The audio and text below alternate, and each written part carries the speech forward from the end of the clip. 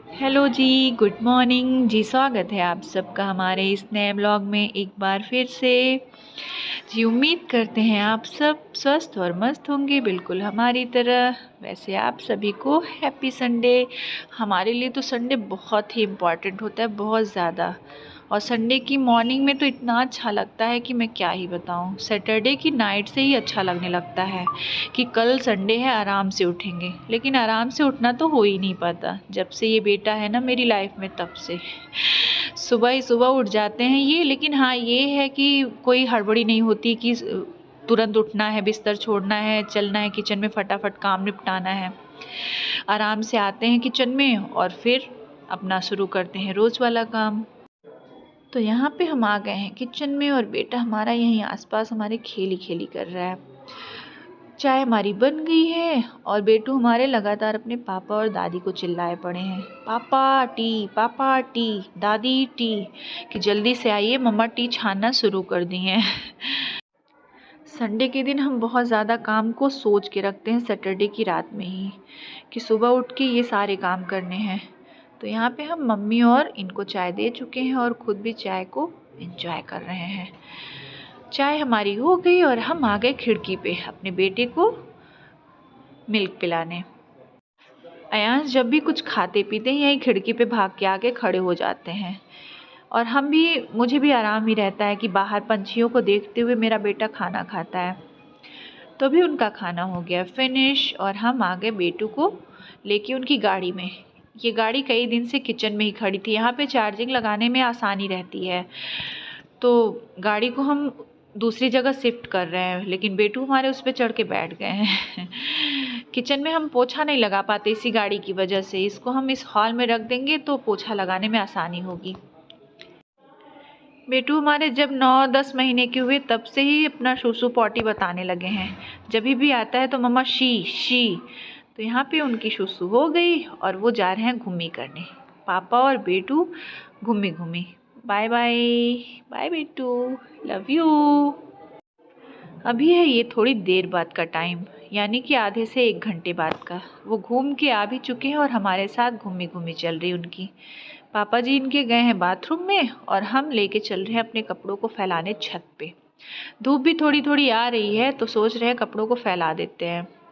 तब से यहाँ देख रहे हैं कि बगल की एक दीदी आ गई हैं, उनको पीढ़ा बेलन चाहिए था। दरअसल हमारे बगल में एक तिरही है 2 दिन बाद, तो ये पीढ़ा बेलन इसलिए ले जा रही हैं कि वहाँ पे बड़ी वाली पूड़ी बनती है हमारे यहाँ फेमस है ये पूड़ी। मतलब तिरही में ये बड़ी वाली पूड़ी सब लोग बहुत बनवाते हैं और सबको पसंद भी बहुत ज़्यादा आती है।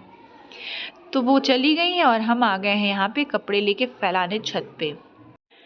लेकिन बेटू क्या कि हम कपड़ों को थोड़ी ना फैला सकते हैं, वही एक एक कपड़े को ला के फैलाएंगे। अच्छा है थोड़े से बड़े हो जाए तो हम इनसे काम करवाना शुरू करें। बच्चा है जी, मजाक कर रहे हैं। तो यहाँ पे हमारे सारे कपड़े फैला चुके हैं हम और बाल्टी हमारी हो गई खाली। लेके आ गए हैं नीचे और देख रहे हैं कि इनके पापा जी बाहर आ गए हैं। बेटू फटाक से बाहर भाग गए कि पापा पीपी से चलिए घूमी कर आते हैं।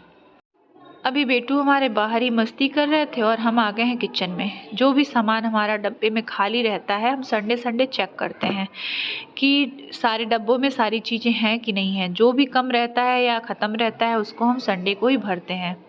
ऐसा नहीं है कि बीच में नहीं भरते हैं। अगर बीच में खाली हो गया, कोई चीज़ नहीं है, तो उसको स्टोर रूम से ला के डब्बे में फिर वापस भर देते हैं। तो अभी हम यहाँ छत पे आए हैं कुछ सूखने के लिए डालने। चूड़ा था जो कि हर हफ्ते हम सुखाते हैं, धूप दिखाते हैं, नहीं तो वो थोड़ा सा महकने लगता है और फिर महकने वाले चूड़े का पोहा बिल्कुल नहीं अच्छा लगता। और तिल थी जिसका हम बनाएंगे पट्टी, और रेसिपी हम ज़रूर डालेंगे अपने किसी ब्लॉग में। और थोड़ा सा मिर्च था जो पड़े पड़े लाल हो गया था, तो उसको भी हम धूप में सुखा लेंगे जिससे उसको सूखे वाले मिर्च वाले डब्बे में रख सकें। तो यहाँ पे हमारी तिल और चूड़ा दोनों हम फैला चुके हैं। डब्बे को भी हम थोड़ी देर धूप में रखेंगे क्योंकि धूप लग जाएगी तो उसमें भरेंगे तो सही रहेगा। अभी यहाँ थोड़ी देर बाद का टाइम है, लगभग 2 घंटे बाद का। घर के सारे काम निपटा चुके हैं हम, खाना बना के खा के हम सारे लोग निकल चुके हैं कहीं स्पेशल जगह। तो आप हमारे ब्लॉग को पूरा वॉच करिएगा और एंजॉय ज़रूर करिएगा। 2-3 जगह जाने के लिए सोच रहे थे, लेकिन क्या बताएं आज इतना जाम था संडे की वजह से, और हमारे प्रयागराज में माघ मेला चल रहा है, तो उसकी वजह से भी जाम बहुत ज़्यादा था। बड़ी मुसीबत से आज हम लोग यहाँ पहुँचे हैं। रास्ते में एकदम हम और हमारा बेटा पसीने से भीग गए थे। ये 1.5 महीने की होने वाली है, हम अभी तक नहीं आ पाए, तो इनके लिए ले आए हम ढेर सारे गिफ्ट और आ गए हम इनसे मिलने। यहाँ पे आई हैं हमारी एक और बहन और उनके 2 बच्चे और मेरा बेटा। तीनों बच्चे मिलके इतनी शैतानी, इतनी शरारतें कि एक भी सामान अपनी जगह पे नहीं है। एकदम भूकंप ला के रख दिए पूरे घर में और हमें खूब हँसी आ रही है। तबाही का दूसरा नाम है मेरा बेटा। जहाँ जाता है, जिधर से गुज़रता है, एकदम तबाही आ जाती है। काफ़ी देर से हम बेटू के पीछे परेशान थे, लेकिन नहीं, अभी मुझे अपनी बिटिया रानी के साथ भी थोड़ा-सा खेलना है। उनके साथ थोड़ी-सी मस्ती तो बनती है, आखिर बुआ हूँ मैं उनकी। इससे पहले भी एक जगह और गए थे, लेकिन वहाँ पे वीडियो नहीं बना पाए, क्योंकि बेटू हमारे वहाँ पे बहुत ज़्यादा परेशान कर रहे थे। यहाँ पे थोड़ा स्पेसफुल घर है ना, तो वो मस्ती कर रहे हैं और उनको उनका प्यारा साथी एलिफेंट मिल गया है। फिर क्या पूछना, हाथी मेरा साथी गाना गाइए मम्मी और मैं डांस करता हूँ। मेरी भाभी मुझसे एक सवाल पूछ रही हैं, दीदी आप काम कैसे कर लेती हैं इतने शरारती और नटखट बच्चे के साथ। तो सबको हम बता देना चाहते हैं, शुरू शुरू में बहुत दिक्कत होती थी, लेकिन अभी तो आदत हो गई मेरी। जब भी बेटू सोते हैं उस टाइम हम अपना ज़्यादा से ज़्यादा काम निपटाते हैं। अगर आप लोगों ने हमारा पहले का ब्लॉग देखा होगा तो ज़रूर जानते होंगे। और जब जगते हैं तो उन्हीं के मन मुताबिक काम करते हैं, जो उनको पसंद आता है। कभी कभी हमको लगता है अगर सीधा साधा बच्चा होता तो मैं एक साथ 4-5 बच्चे पाल सकती थी, लेकिन ये इतना शरारती बच्चा है ना कि एक ही सब पे भारी है। जो अपनी नटखट शरारतों से बाज ही नहीं आता और अपने भैया के साथ यहाँ पे खेल रहे हैं गोटियाँ, यानी कि भाभी के क्लेचर क्लिप सब कुछ बिखेर रखा है पूरे घर में। तो यहाँ पे आए करीब 1 घंटा हो गया, अभी निकलना है हमको घर, क्योंकि रास्ते में बहुत जाम है। लगी है हमको बहुत ज़ोरों की भूख, तो पतिदेव जी ने कहा चलो आज खाते हैं और खिलाते हैं चाट और फुल्की। तो हम रुके हैं अभी थोड़ी देर पहले, मतलब थोड़ी दूर ही है घर से, वहाँ पे रुक के बेटू सो रहे हैं हमारे, वरना वो भी खाते कुछ न कुछ। तो हम मम्मी और ये हम तीनों ने यहाँ पे नाश्ता किया, चाट और फुल्की। थोड़ा-सा भी मेरा सर हल्का हुआ है, क्योंकि जब भी मैं खाना नहीं खाती हूँ या थोड़ा टाइम हो जाता है, मुझे भूख लगती है, तो मेरा सर बहुत ज़्यादा दर्द करता है। अभी सर भी थोड़ा-सा हल्का लग रहा है और इस समय हम आ गए हैं घर। अभी बज रहे हैं रात के 8। किचन का सारा काम लगभग हम निपटा चुके हैं और इतनी ज़्यादा हमको थकान हो रही है। बाहर कभी भी जाते हैं ना, तो मेरे कान में जब हवा लगती है तो मेरा सर ही बहुत दर्द करता है और उसकी वजह से अजीब-सी बेचैनी और उलझन सी लगी रहती है। लेकिन संडे संडे हम बैठ के पोछा लगाते हैं, मेरी आदत है। वैसे तो वो डंडे वाले पोछे से पोछा लगाते हैं, नहीं तो संडे संडे को लगता है एकदम क्लीन कर दें हाथ से पोछा लगा के।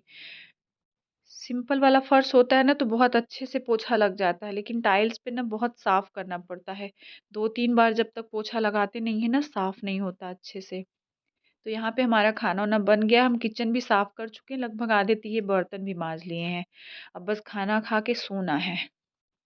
पापा जी और मम्मी जी खा लेते हैं, तो हम सारे बर्तन खाली करके माँज लेते हैं, किचन भी साफ़ कर लेते हैं, फिर हम दोनों लोग खाना खाते हैं। इससे ना हमारा खाना खाने में दुगना मन लगता है, नहीं तो मेरा दिमाग आधा काम पे लगा रहता है। कभी-कभी ये भी पापा और मम्मी के साथ ही खा लेते हैं, क्योंकि हमें काम बहुत ज़्यादा होता है। रात ही में बेटू जब सोते हैं तभी तो हमारा सारा काम होता है और हम कोशिश करते हैं कि फ्री हो जाएँ तभी खाना खाएँ। एकदम फ्री होके ही खाना खाने का मज़ा आता है। लगता है खाना खाएँ और बस बिस्तर मिल जाए। तो जी, अपने इस छोटे से ब्लॉग को करते हैं यहीं पे समाप्त। उम्मीद करते हैं आप लोगों को हमारा यह ब्लॉग अच्छा लगा हो। थैंक